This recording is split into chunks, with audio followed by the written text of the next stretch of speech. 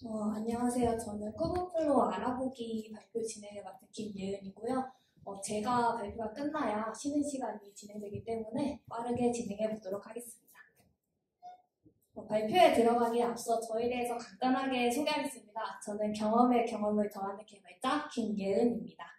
저는 영광여자 메디텍 고등학교를 졸업해서 의료 시스템과 나와서 의료에 대해서 경험도 했었고, 그린위치 대학교에서 마케팅 앤 세일즈 전공해서 원래는 마케팅을 경험했습니다.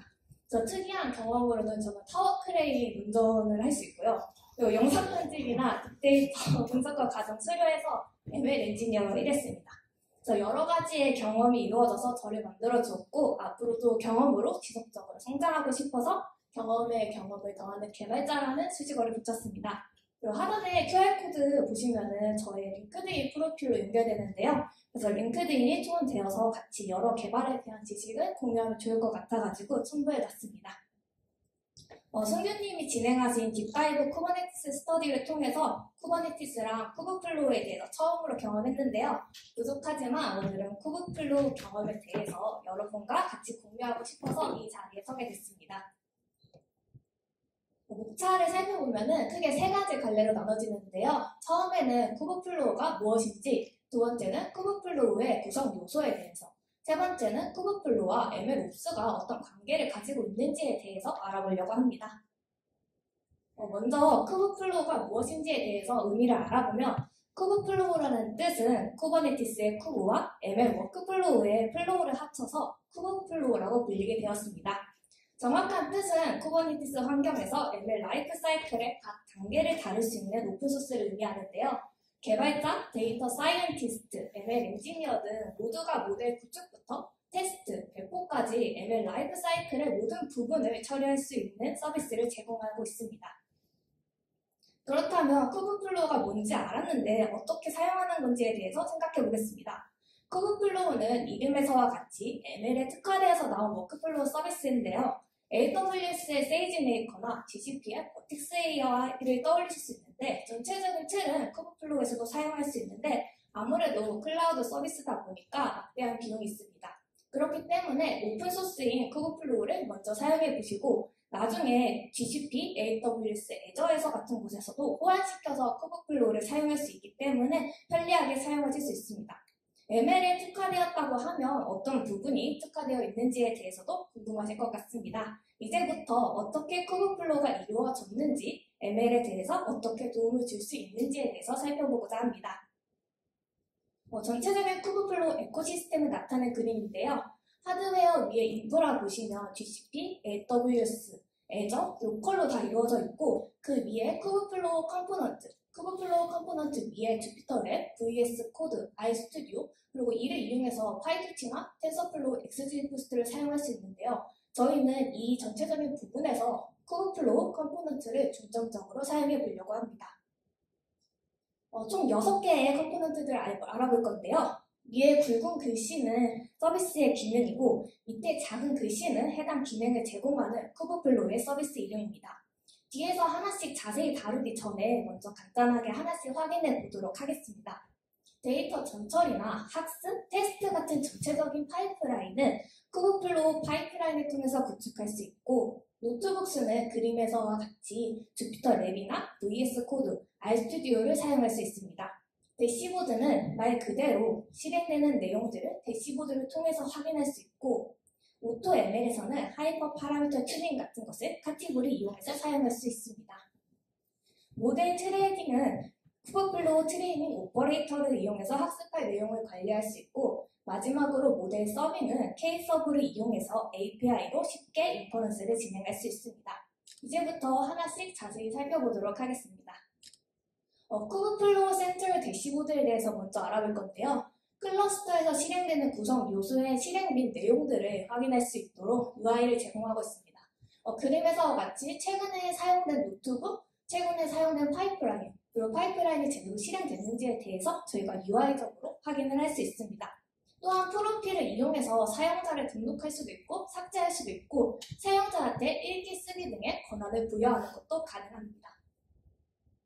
다음으로는 쿠브플로우 노트북스인데요. 쿠브플로우 노트북스는 쿠버네티스 클러스터 내에서 웹 기반 개발 환경을 실행할 수 있는 방법을 제공하고 있습니다. 주피터 랩, RStudio, VS 코드를 기본적으로 지원하고 있고 유형 및 패키지는 도커 이미지로 선택이 가능합니다. 그림에서 보시면 이미지 밑에 주피터 텐서플로우라고 되어 있는데요. 이는 주피터에서 텐서플로우 패키지가 설치된 것을 사용하겠다라는 걸 의미합니다. 그래서 주피터 텐서플로우 말고 주피터 파이썬 같이 원하시는 패키지의 이미지를 사용하실 수 있습니다. 그리고 커넥 버튼을 누르시면 저는 지금 주피터 랩을 구성했기 때문에 커넥 버튼을 통해서 주피터 랩에 들어가서 직접 코드를 작성할 수 있게 됩니다. 본격적으로 파이프라인에 대해서 알아보자면 파이프라인은 쿠버네티스를 사용하여 이식과 확장이 가능한 앱의 워크플로우를 구축, 배포하기 위한 플랫폼입니다. 쿠버네티스 파이프라인을 줄여서 KFP라고 하는데요. KFP 파이썬 SDK나 직접 작성한 YAML 파일로도 누구나 쉽게 파이프라인을 구축할 수 있는 게 큰 장점입니다. 사용자가 커스텀할 수도 있고 기존의 ML 구성 요소들을 활용해서 다양하게 사용이 가능합니다. 파이프라인을 정의하고 실행하고 실험하는 것을 시각화를 통해서 관리할 수도 있습니다. 파이프라인을 구축하는 방법이 얼마나 쉬운지에 대해서 한번 확인해 보겠습니다. 그래서 먼저 파이프라인을 구축하는 방법을 나타내면 보시는 그림과 동일한데요. 처음에는 컴포넌트를 생성하고 이러한 컴포넌트를 엮기 위해서 파이프라인을 생성합니다. 이렇게 생성된 파이프라인은 YAML 파일로 생성해서 UI적으로도 사용할 수 있고 다른 방법으로는 클라이언트를 생성해서 곧장 처리하는 방법도 있습니다. 이렇게 보는 것보다 예시를 들어서 이해하는 게 조금 더 쉬울 거라고 생각이 되는데요. 예시를 저희가 가져왔는데요. 애드랑 서브트랙, 멀티플라이 총 3가지의 컴포넌트로 구성되어 있는 파이프라인입니다. 애드랑 서브트랙의 화살표가 나중에 멀티플라이로 들어가게 되는데요. 이는 애드랑 서브트랙의 아웃풋이 멀티플라이의 인풋으로 들어간다는 뜻을 의미합니다.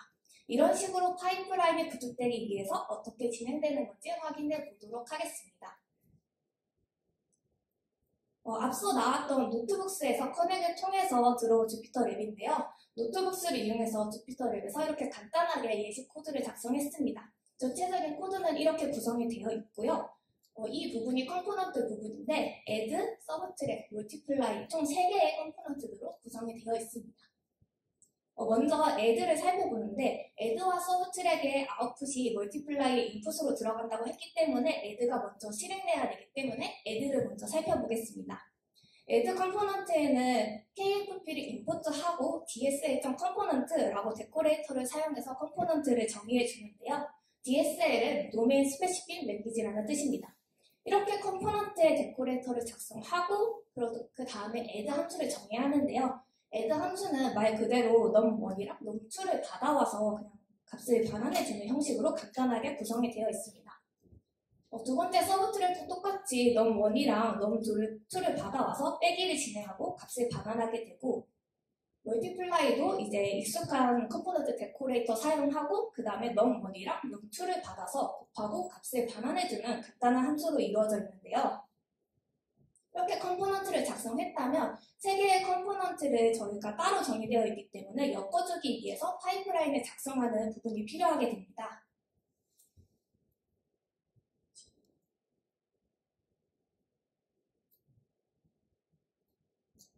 그래서 이제 파이프라인의 함수를 살펴보면 파이프라인도 똑같이 DSL 데코레이터 사용해서 DSL.파이프라인하고 파이프라인의 이름도 명시해주게 되는데요. 또 파이프라인 함수를 보시면 num1이랑 num2를 받아오고 스텝 1에는 add 함수, 스텝 2에는 서브트랙, 스텝 3에는 멀티플라이를 구성하고 있는데요. 다른 점은 멀티플라이에는 num1이랑 num2에는 스텝 1의 아웃풋, 스텝 2의 아웃풋을 받아오도록 되어 있습니다. 저희가 맨 처음에 파이프라인 구성할 때 add랑 서브트랙의 아웃풋이 멀티플라이의 인풋으로 가야 된다고 했기 때문에 이런 식으로 구성이 되었습니다. 그러면 이게 저희가 맨 처음에 봤던 그림과 동일하게 파이프라인을 구성하게 되는데요. 파이프라인을 생성하고 2가지의 갈래로 나눠졌습니다. 그래서 YAML 파일을 사용하는 것이랑 클라이언트를 사용하는 것이었는데요. 먼저 YAML 파일로 어떻게 사용하는지에 대해서 알아보도록 하겠습니다. YAML 파일을 생성하는 것은 컴파일 함수를 이용해서 YAML 파일을 생성할 수 있는데요. 쉽게 저희가 정의했던 파이프라인 함수랑 파이프라인의 이름을 정의해주면 됩니다. 현재 예시에는 num pipeline.yaml이라고 명시를 해주었습니다. 그리고 실행해 보면은 지정한 이름대로 넘 파이프라인 YAML 파일이 생성된 것을 확인할 수 있습니다. 생성된 YAML 파일을 가지고 UI로 이용해서 파이프라인을 생성할 수 있는데요. 대시보드에서 파이프라인에 들어가서 크리에이트 파이프라인을 해서 파이프라인의 이름을 명시해 줄 수도 있고 파이프라인에 대한 설명도 작성할 수도 있습니다. YAML 파일을 업로드 파일을 클릭해서 저희가 직접 업로드를 해주면 파이프라인이 생성되게 됩니다. 저희는 테스트 넘이라는 이름으로 명시를 해줬고요. 실제로 작성을 해서 실행을 하면 테스트 넘이라는 걸 저희가 대시보드에서 확인을 할 수 있습니다. 저희가 파이프라인을 진행하다 보면은 파이프라인의 내용이 수정되는 경우도 있습니다. 그래서 이럴 때는 파이프라인의 버전 기능을 사용할 수 있는데요. 그래서 파이프라인의 버전을 명시해서 버전별로 실험을 생성해서 따로 실행까지 해서 저희가 비교를 할 수 있게 됩니다. 지금은 파이프라인의 생성까지만 한 거고 파이프라인을 실행해야 되는데요. 파이프라인을 실행할 거면 어떠한 파이프라인을 실행할 건지 앞서 말한 것처럼 버전은 어떤 버전을 선택할 건지도 지정을 할 수 있습니다. 그 다음에는 저희가 파이프라인 함수 작성할 때 num1이랑 num2를 받아왔었는데요. 그렇기 때문에 실행을 위해서는 num1이랑 num2를 파라미터로 지정해 주어야 합니다. 그래서 저는 num1에는 7을, num2에는 2를 지정해 줬는데요. 이런 식으로 UI를 이용해서 파이프라인까지 실행할 수 있습니다. 파이프라인을 UI적으로 하는 방법을 살펴봤는데요. 다른 방법인 클라이언트를 사용하는 방법에 대해서도 알아보도록 하겠습니다. 클라이언트를 실행하는 방법은 쿠버플로우 파이프라인에 해당하는 호스트 URL을 연결하고 클라이언트를 생성하게 됩니다. 생성된 클라이언트에서 파이프라인을 실행할 수도 있고 곧장 파이프라인을 실행하는 것도 가능합니다. 클라이언트는 파이프라인 함수뿐만 아니라 파이프라인 저희가 아까 생성한 YAML 파일도 넣어서 실행할 수 있습니다. 현재 예시는 클라이언트를 생성하고 클라이언트에서 create run from pipeline 펑션을 이용해서 곧장 실행되도록 하였고 파이프라인을 실행하기 위해서는 저희가 아까 num1이랑 num2의 값을 넣어줬기 때문에 아규먼트에 num1이랑 num2의 값을 넣어서 실행하게 됩니다. 만들어진 파이프라인을 확인한 내용인데요. 파이프라인을 실행해보면 저희가 맨 처음에 만들었던 add, subtract, multiply 총 3개의 컴포넌트가 잘 생성됐다는 것을 확인할 수 있습니다.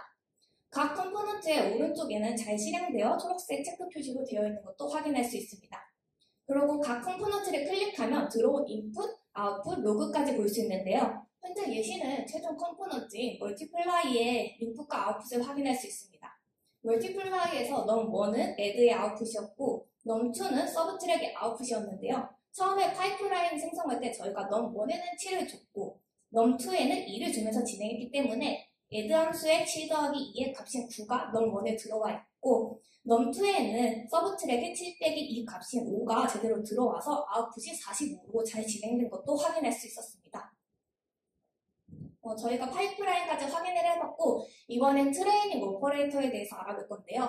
파이토치, 텐서플로우, XGBoost 등 다양한 ML 프레임워크를 사용해서 만든 모델의 미세 조정 및 분산 학습을 위한 쿠버네티스 기반 프로젝트입니다.